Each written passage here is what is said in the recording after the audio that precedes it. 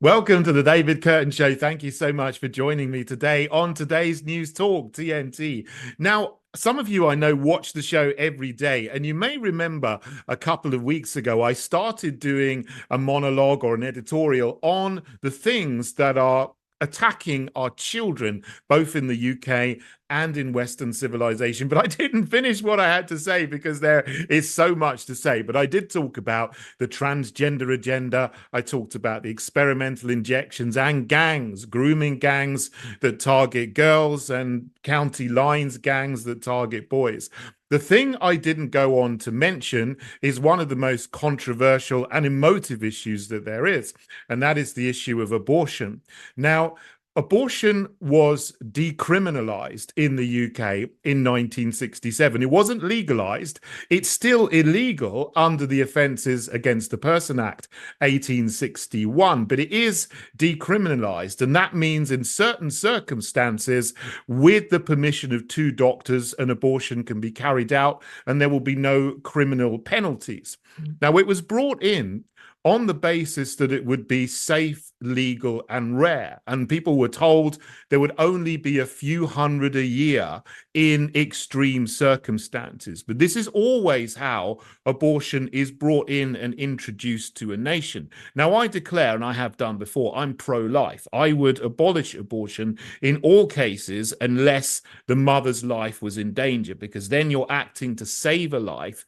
In any other case, you're acting to kill a life. Nevertheless, it was brought in on that premise. It's not safe to the unborn child that's being aborted. It's not actually legal. It's just decriminalized, and it's not rare. Every time it's brought in on that basis, the remit balloons way beyond what people are initially told in a bait and switch. Today, it's horrifying. There are 230,000 abortions every year in the UK, and that figure is growing. 1 in 4 pregnancies ends in an abortion in the UK. Those are the figures here. They're even higher in countries which have a larger population.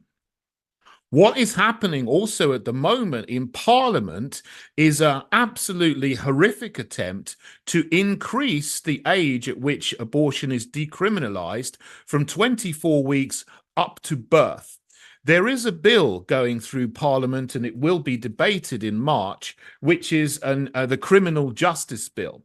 And a Labour MP, Diana Johnson, has laid an amendment to the Criminal Justice Bill, hijacking it on behalf of the abortion lobby.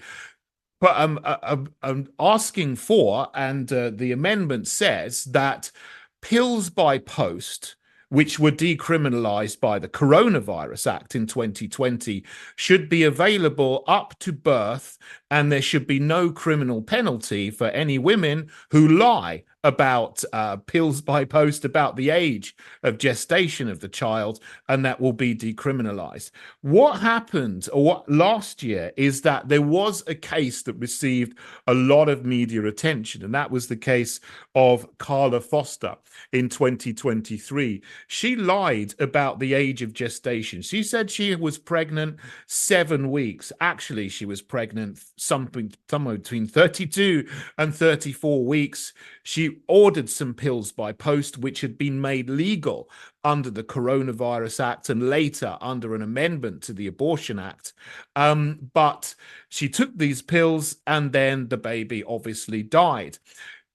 She was still criminally liable for that, because that was not accepted under the Abortion Act and even the amendment to the Abortion Act that was made in 2022.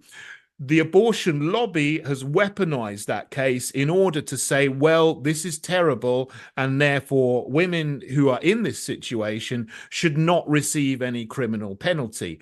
But the reality of this is, if this amendment goes through, we will have the worst and most horrific abortion regime in the Western world, comparable to other countries, 1 or 2 other countries, I think, like New Zealand, who have already got abortion up to birth. This is all actually part of Agenda 2030 and the Sustainable Development Goals. If you didn't know, one of those things in Agenda 2030 is called reproductive rights. So what that means is the globalists want to introduce abortion up to birth in every country around the world for any reason whatsoever.